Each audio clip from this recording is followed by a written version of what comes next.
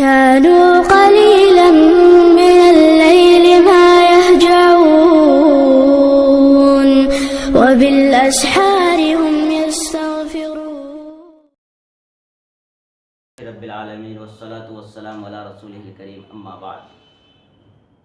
قال اللہ تعالی فی القرآن المجید: اعوذ باللہ من الشیطان الرجیم، ان اللہ یغفر الذنوب جميعا انہ هو الغفور الرحیم.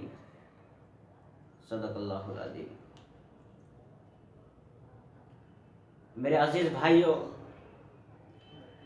آپ حضرات کو ایک بات اور بتلا دوں کہ حضرت عمر رضی اللہ تعالی عنہ کے زمانے میں ایک گویا تھا.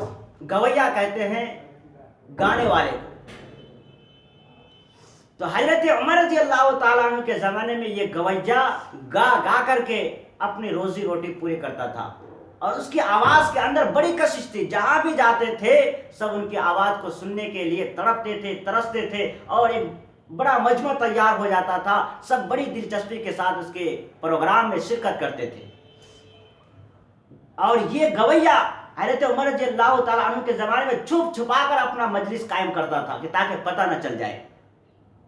لیکن ایک بات یاد رکھیے کہ جب وہ گویا بوڑھا ہو گیا، 50 سال کے ہو گئے، اس کی آواز کی کشش ختم ہو گئی، اب اس کے مجلس میں کوئی سننے کے لیے نہیں آنے لگا.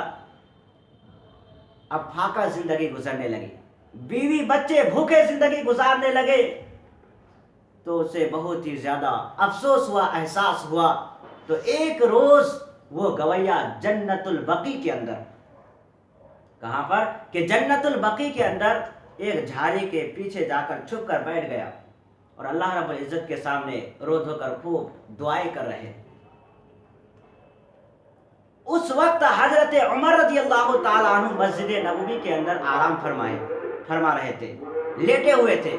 آواز آتی ہے کہ اے عمر، میرا بندہ، کہ میرا ایک بندہ جنت البقیع میں ایک جھاڑی کے پیچھے بیٹھا ہوا ہے اور مجھ سے فریاد کر رہا ہے، جاؤ تم اس کے فریاد کو پہنچو. میرے عزیز بھائیوں، حضرت عمر رضی اللہ تعالی عنہ بیدار ہوئے. ننگے پاؤں جب دوڑتے ہوئے آئے تو دیکھا کہ جھاڑی کے پیچھے کوئی ایک آدمی بیٹھا ہوا ہے اور اللہ رب العزت کے سامنے خوب آوازاری کر رہا ہے. تو جیسے ہی اس آدمی نے حضرت عمر رضی اللہ تعالیٰ عنہ کو دیکھا تو اور تیز بھاگنا شروع کیا کہ پتہ نہیں اب کیا حال ہوگا. تو حضرت عمر رضی اللہ تعالیٰ عنہ بھی اس کے پیچھے دوڑے. تو حضرت عمر رضی اللہ تعالیٰ عنہ کو دیکھتے ہوئے کہ اور تیز بھاگنا شروع کر دیا. تو حضرت عمر رضی اللہ تعالیٰ عنہ نے فرمایا کہ اے وہ شخص، میں آیا نہیں ہوں بلکہ میں بھیجا گیا ہوں. کیا کہا؟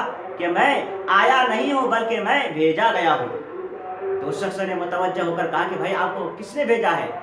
تو اس کہا کہ جس ذات کو تم پکار رہے تھے اس ذات نے مجھے بھیجا ہے. کہا اچھا کہ ہاں. میرے عزیز بھائیوں، تو وہ آدمی کہنے آسمان کی طرف رک گیا اور فوراً کہنا شروع کیا کہ یا اللہ، 50 سال گزار دیے، آپ یعنی آج تک اب تک میں نے تجھے کبھی بھی یاد نہیں کیا. آج جب کہ میں نے تجھے یاد بھی کیا تو اپنے پیٹ کے لیے یاد کیا، اور تو نے پھر بھی میرے آواز پر لبیک کہا. تو فوراً میرے عزیز بھائیوں پھر اس نے ایک ایسی چیخ نکالی کہ پھر اسی وقت وہ اللہ کے پیارے ہو گئے. تو میرے عزیز بھائیوں، اس واقعے سے بتلانا مقصود یہ ہے کہ انسان